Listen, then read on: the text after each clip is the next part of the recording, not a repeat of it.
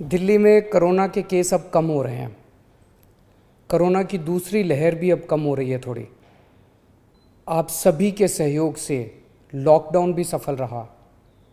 हमने पिछले कुछ दिनों में ऑक्सीजन के बेड भी खूब बढ़ाए हैं। कल ही जीटीबी हॉस्पिटल के सामने 500 नए आईसीयू के बेड चालू किए हैं। अब दिल्ली में आईसीयू और ऑक्सीजन के बेड्स की कमी नहीं है। दिल्ली में वैक्सीनेशन पूरे ज़ोर शोर से चालू हो गया। अभी हम 1.25 लाख डोज रोज़ वैक्सीनेशन कर रहे हैं। इसको जल्दी हम रोज़ 3 लाख से अधिक लोगों को वैक्सीन लगाना शुरू कर देंगे। हमारा लक्ष्य है कि आने वाले 3 महीने में सभी दिल्ली वालों को वैक्सीनेशन लगा दिया जाए। लेकिन एक बड़ी समस्या आ रही है और वो है वैक्सीन की कमी की। दिल्ली में हमारे पास अब केवल कुछ दिन के वैक्सीन बचा है और ये समस्या देशव्यापी है। पूरे देश में इस वक्त वैक्सीन की भारी कमी हो रही है। कुछ राज्य तो ऐसे हैं जहां वैक्सीन न होने के कारण अभी तक वैक्सीनेशन शायद शुरू भी नहीं हो पाया।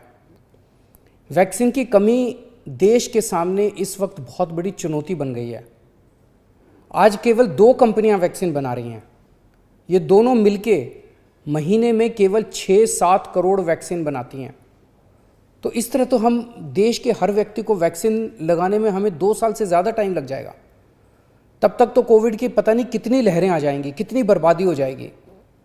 इसलिए ज़रूरी है कि हम भारत में वैक्सीन का उत्पादन युद्ध स्तर पे बढ़ाएं और देश के हर नागरिक को अगले कुछ महीने में वैक्सीन लगाने की राष्ट्रीय योजना बनाएं। जब तक हर भारतीय को वैक्सीन नहीं लगती तब तक ये जंग जीती नहीं जा सकती। मैं आज एक सुझाव देना चाहता हूँ। वैक्सीन बनाने का काम केवल 2 कंपनियां ना करें, कई कंपनियों को वैक्सीन बनाने में लगाया जाए। केंद्र सरकार इन दोनों कंपनियों से वैक्सीन बनाने का फार्मूला ले ले और उन सभी कंपनियों को दे दे जो सुरक्षित तरीके से वैक्सीन बना सकती हैं। ऐसे कठिन समय में केंद्र सरकार के पास पावर है कि वो ये कर सकती है। वैक्सीन बनाने का फार्मूला सार्वजनिक करके उन कंपनियों को दे सकती है जो वैक्सीन बनाना चाहती हैं और ये सुनिश्चित किया जाए कि भारत में जो भी प्लांट वैक्सीन बनाने में सक्षम है उन सब में वैक्सीन का उत्पादन होना चाहिए और हर भारतवासी को वैक्सीन लगनी चाहिए। यही एक तरीका है जिसके द्वारा हम जल्दी से जल्दी सभी भारतीयों को वैक्सीन लगा पाएंगे।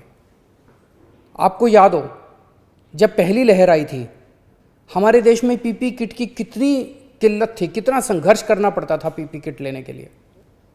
सोचो अगर उस टाइम केवल 2 कंपनियों को पीपी किट बनाने का अधिकार होता तो क्या आज देश में पीपी किट मिलते? लेकिन ऐसा नहीं हुआ। आज कई भारतीय कंपनियां पीपी किट बना रही हैं। इसलिए हम किसी और पे पीपी किट के लिए निर्भर नहीं हैं। भारत में बेहतरीन इंडस्ट्रियलिस्ट हैं। हमारे पास दुनिया की सबसे बड़ी फार्मा कंपनियां हैं। हमारे पास विश्व के सर्वश्रेष्ठ वैज्ञानिक हैं। मैं निश्चित तौर पे ये कह सकता हूँ कि यदि उन्हें अवसर दिया गया तो वे अपना भरपूर सहयोग देंगे।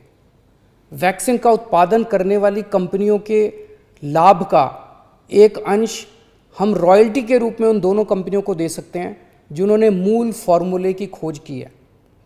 मुझे पूरा विश्वास है कि इस तरह हम अगली कोरोना की लहर के पहले भारत के हर नागरिक को सुरक्षा कवच प्रदान कर पाएंगे।